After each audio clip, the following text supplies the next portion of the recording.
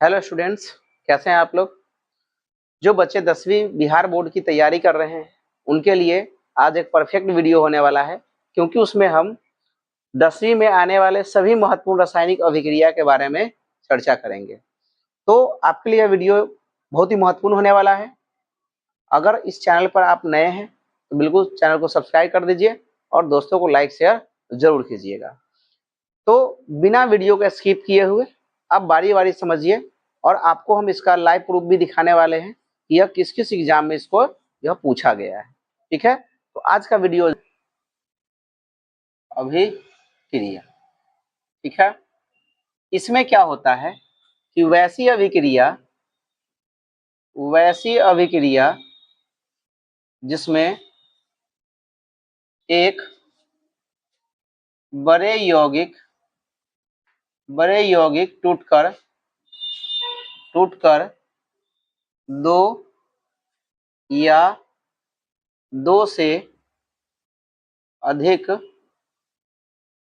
यौगिक बनाते हैं जिसका गुण दो से यौगिकों से भिन्न होता है। ठीक है, जैसे मान लीजिए CaCO3 है, यह टूट करके CaO और CO3 में CaO और CO2 में ये बनाएगा। ठीक है, ये गैस बनाएगा। तो यह एक यौगिक है, इसका नाम कैल्शियम कार्बोनेट है। कैल्शियम कार्बोनेट है इसका नाम। ठीक है, कैल्शियम कार्बोनेट है। तो यह चूना और CO2 गैस मुक्त करता है। इस प्रकार यह वियोजन या विघटन अभिक्रिया है। दूसरा अभिक्रिया हो गया संयोजन अभिक्रिया। संयोजन अभिक्रिया, इसे संश्लेषण अभिक्रिया भी कहते हैं। संश्लेषण अभिक्रिया भी कहते हैं। ठीक है, तो इसमें क्या होता है कि दो या दो से अधिक यौगिक आपस में जुड़कर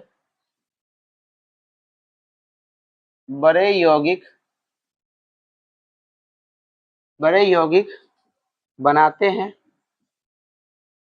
हैं जिसका गुण मूल यौगिक से भिन्न होता।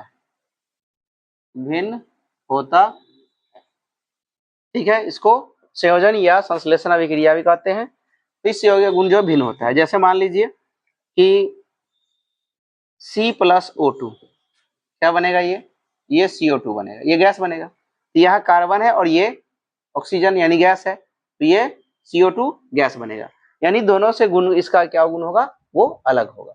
तो इस तरह से यह एक संयोजन या संश्लेषण अभिक्रिया। के बाद तीसरा अभिक्रिया है वैद्युत अपघटन अभिक्रिया। ठीक है, वैद्युत अपघटन अभिक्रिया। ठीक है, इसमें क्या होता है, धातु के द्रवित ऑक्साइड,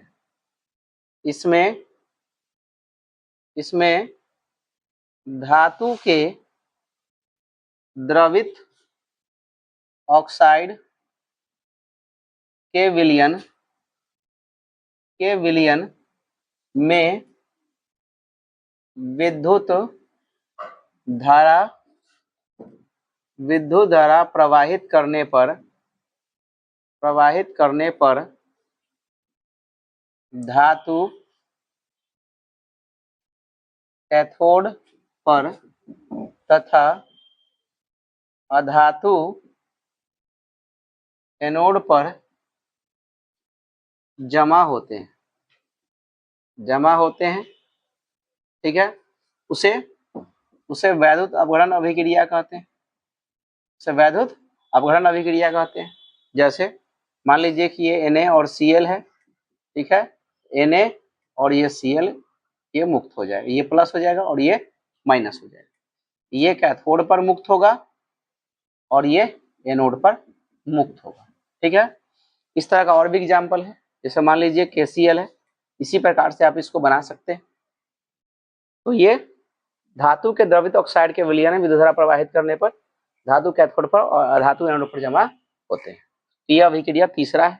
यह बहुत VVI अभिक्रिया है, इंपॉर्टेंट मार्क करिए इसको, बहुतों बार परीक्षा में यह क्वेश्चन पूछा हुआ, ठीक है। नंबर इसमें 4, इस अभिक्रिया में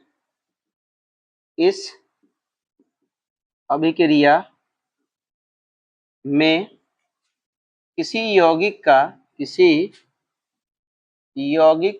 का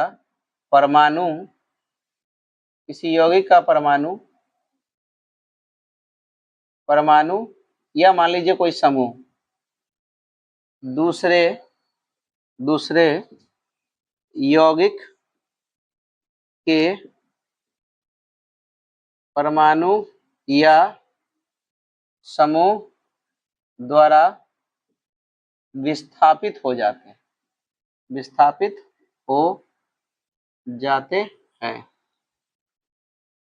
उसे एकल विस्थापन अभिक्रिया कहते हैं। एकल विस्थापन अभिक्रिया कहते हैं।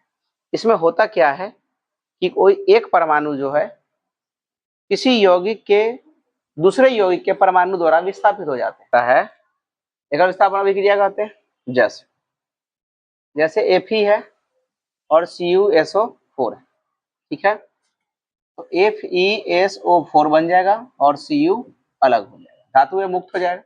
इसमें Fe जो होता है यह एक यौगिक है, यह भी एक यौगिक है, इसका एक परमाणु या समूह जो है ये वाला वो इसके साथ विस्थापित हो जाता है, तो यहाँ पर विस्थापित हो गया और ये अकेले रह गया।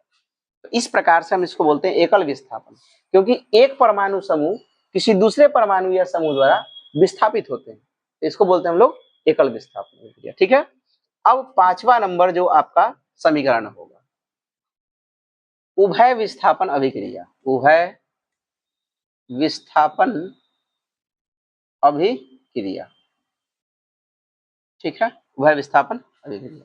इसमें क्या होता है, इस अभिक्रिया में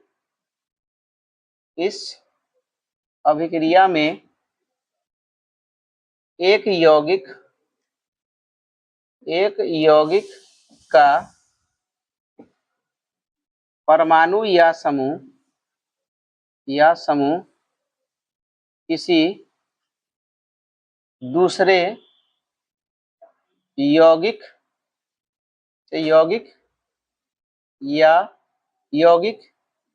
के परमाणु या समूह द्वारा विस्थापित होते हैं, ठीक है, उसे उभय विस्थापन अभिक्रिया कहते हैं, ठीक है। इतना तो लिख लीजिएगा। उभय विस्थापन में क्या होता है, अब देखिए, इसे एक सूत्र द्वारा समझा जा सकता है, जैसे XY जोड़ AB है, ठीक है, तो ये क्या होगा, X B के साथ, क्योंकि मान लीजिए प्लस ये माइनस, ये प्लस ये माइनस, तो क्या होगा, ये AY। इस तरह से कोई यौगिक जो है वह उभय विस्थापन, अर्थात कहने का मतलब कि इसका एक यौगिक दूसरे यौगिक के साथ, फिर एक यौगिक दूसरे यौगिक के साथ यह विस्थापित हो जाते हैं। तो इस प्रकार यह जो है उभय विस्थापन अभिक्रिया का यह एग्जाम्पल है, यानी इसका अणु इसके एक यौगिक के साथ और इसका एक अणु इसके यौगिक के साथ विस्थापित होते हैं, तो ऐसी स्थिति में उसको हम उभय विस्थापन अभिक्रिया कहते हैं। अब इस पर एक एग्जाम्पल, FeS होगा और H2SO4, ठीक है, तो ये क्या हो जाएगा, इसका Fe जो है वह SO4 के साथ FeSO4 बन जाएगा और इसका H2 जो है वो S के साथ, तो H2S बन जाएगा। इस प्रकार एक और अभिक्रिया है जिसको आप बना सकते हैं, ठीक है, एक एग्जाम्पल हम देते हैं जिसको आप खुद बनाएं। CuSO4 है और H2S है। इसको आप खुद बना के देखिए क्या बनता है, ठीक है। इसके अनुसार से आप बना के इसको देखिए अपने स्तर से। तो ये इस तरह से, यानी प्रत्येक एक यौगिक का जो समूह होगा वो दूसरे परमाणु द्वारा विस्थापित हो जाता है, तो उसको हम लोग बोलते हैं उभय विस्थापन अभिक्रिया। नंबर 6, अवक्षेपण अभिक्रिया। अवक्षेपण अभिक्रिया, इस अभिक्रिया में, या वैसी अभिक्रिया मान लीजिए, इसको डिफिनेशन लिखिएगा। तो वैसी अभिक्रिया, अभिक्रिया जिसमें प्रतिफल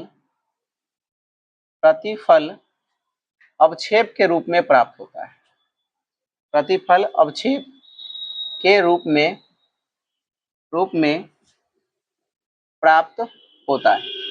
इसको याद रखना बिल्कुल आसान है, क्योंकि अवक्षेपण में वैसी अभिक्रिया जिसमें प्रतिफल अवक्षेप के रूप में ठोस पदार्थ के रूप में ठोस अवक्षेप के रूप में प्राप्त होते हैं, तो उसको बोलते हैं अवक्षेपण अभिक्रिया, ठीक है। इसको लिख सकते हैं NaCl और AgNO3, इसका अभिक्रिया में हो जाएगा AgCl, इसका बनाइए देखिए फिर इसमें, तो AgCl हो जाएगा और NaNO3 हो जाएगा। तो यह एक क्या है, यह अवक्षेप के रूप में प्राप्त होता है, अवक्षेप के रूप में प्राप्त होता है। यानी ये लसलसा दही जैसा होता है, दही जो बोलते हैं उसको अवक्षेप बोलते हैं। तो दही जैसा यह जो है मुलायम होता है, लेकिन अवक्षेप के रूप में प्राप्त होता है।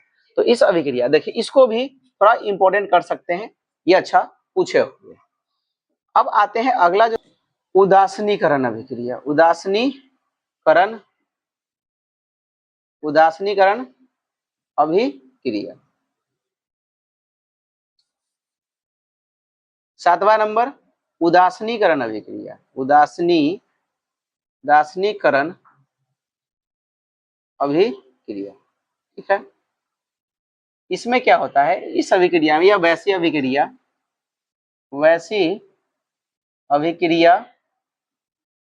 जिसमें अम्ल और भस्म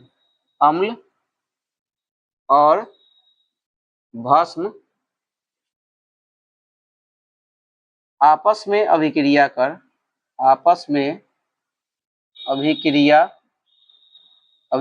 कर लवण और जल बनाते हैं, ठीक है।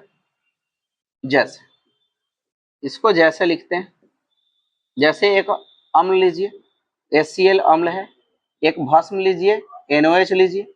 अब इसको जब आपस में अभिक्रिया करेंगे तो ये क्या बन जाएगा, NaCl, एक नमक बन जाए, इसको लवण बोलते हैं, लवण और जल, तो नमक यानी ये लवण हो गया, नमक इसको बोलते हैं, ये लवण हो गया। और जल में, तो जल बनाइए H2O, ये दोनों आपस में इसके साथ ये संयोजन करके H2O बना देगा, H2 ऑक्सीजन A, जल बना देगा। तो यह आपका सबसे ज्यादा VVI अभिक्रिया है, इसको आप अच्छे से इंपॉर्टेंट मार्क कर लीजिए। परीक्षा में ये बहुतों बार क्वेश्चन पूछा जा चुका है, तो आप इसको बढ़िया से याद रखिए। यह वैसी अभिक्रिया है जिसमें अम्ल और भस्म आपस में अभिक्रिया करके लवण और जल बनाते हैं। तो ये लवण और जल का स्वरूप, ये बहुत सारे कंपटीशन में भी क्वेश्चन पूछे जाते हैं, इसलिए ध्यान रखिएगा। इससे ऑब्जेक्टिव भी, वस्तुनिष्ठ प्रश्न भी बनते हैं। 8 नंबर ऑक्सीकरण एवं अवकरण अभिक्रिया। यह भी एक अभिक्रिया VVI है, बहुत इंपॉर्टेंट है, बहुत सारे क्वेश्चन में इसको पूछे जाते हैं, इसलिए ध्यान से इसको भी समझिएगा, ठीक है। ऑक्सीकरण, तो ऑक्सीकरण में क्या होता है कि वैसी अभिक्रिया जिसमें ऑक्सीजन का संयोग और हाइड्रोजन का निष्कासन होता है, हाइड्रोजन का निष्कासन होता है, ठीक है। उसको बोलते हैं, उसे ऑक्सीकरण अभिक्रिया कहते हैं। उसे ऑक्सीकरण अभिक्रिया कहते हैं। ठीक है, तो मान लीजिए इसे बहुत सारा अभिक्रिया, जैसे हम आपको बताते हैं, जैसे C+O2, यहाँ क्या बन गया, CO2 बन गया, ये गैस बना। इसमें ऑक्सीजन क्या हो गया, इसके साथ जुड़ गया, इसमें ऑक्सीजन का संयोग हुआ है। तो ऑक्सीजन का संयोग होना क्या होता है, यह एक ऑक्सीकरण अभिक्रिया होता है। ठीक है, अब आते हैं अवकरण। अवकरण, ये पहले भी कह चुके हैं कि यह अभिव्यय अभिक्रिया है, इसको बढ़िया से आप लोग याद रखें। ठीक है, अब इसका ठीक उल्टा याद करना बिल्कुल आसान हो जाएगा। इसको ठीक हम उल्टा अपने स्तर से याद रख सकते हैं। कैसे, तो देखिए, वैसी अभिक्रिया, वैसी अभिक्रिया जिसमें हाइड्रोजन, जिसमें हाइड्रोजन का संयोग और ऑक्सीजन का निष्कासन होता है, ऑक्सीजन का निष्कासन होता है, उसे अवकरण, अवकरण अभिक्रिया, अभिक्रिया कहते हैं। जैसे, जैसे में आइए H2+O2, अब इसके साथ जुड़ेगा तो देखिए ये बनाएगा H2O। ठीक है, अब इसको बैलेंस करने के लिए इसको 2 से गुना कर दीजिए तो ये 4 हो जाएगा, इसको 2 से कर दीजिए 2 ऑक्सीजन भी हो जाएगा, 2 ऑक्सीजन जाएगा, हाइड्रोजन का संख्या 4, इधर भी 4, ऑक्सीजन 2, 2 से गुना करने में ऑक्सीजन 2 हो जाएगा। इस तरह से यह एक हाइड्रोजन का संयोग हुआ इस अभिक्रिया में, इसलिए इसमें आपका अवकरण अभिक्रिया हो गया।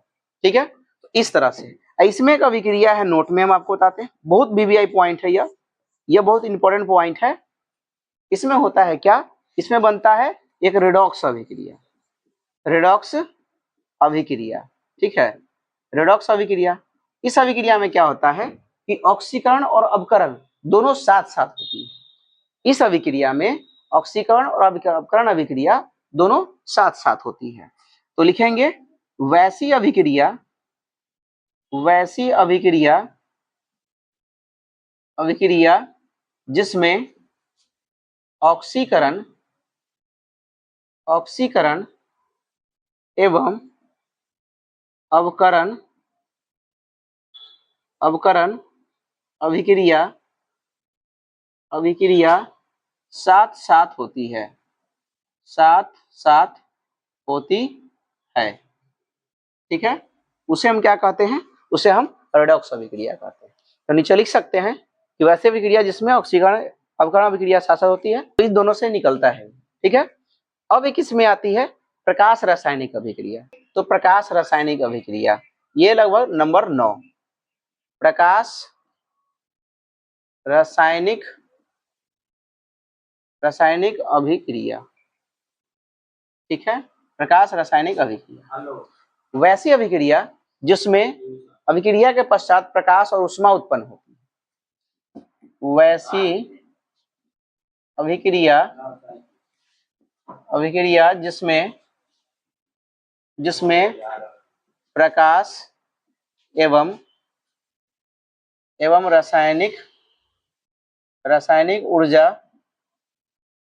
उत्पन्न होती है, उसे, उसे प्रकाश रासायनिक, रासायनिक अभिक्रिया कहते हैं। और भी कि यह जो है, यह प्रकाश की उपस्थिति में घटित होती है, यह प्रकाश की उपस्थिति, उपस्थिति में घटित होती है, घटित होती है। ठीक है, जैसे प्रकाश संश्लेषण अभिक्रिया के बारे में आप अच्छी तरह जानते हैं, प्रकाश संश्लेषण, संश्लेषण अभिक्रिया ये आप जानते हैं। तो यह जो है पादप में होता है प्रकाश संश्लेषण अभिक्रिया, इसके पश्चात भोजन का निर्माण होता है। तो इस प्रकार हमने कुछ आपको महत्वपूर्ण रासायनिक अभिक्रिया के बारे में आपको बताया, जो आपके लिए इंपॉर्टेंट है। आप बिल्कुल इसे अच्छी तरह से याद कर ले, ध्यान में रखें, समझ के इसे याद करें। ये आपके आगामी बोर्ड परीक्षा के लिए 2027 के लिए बहुत इंपॉर्टेंट है। अगर यह वीडियो आपको अच्छा लगा तो लाइक शेयर जरूर कर दें।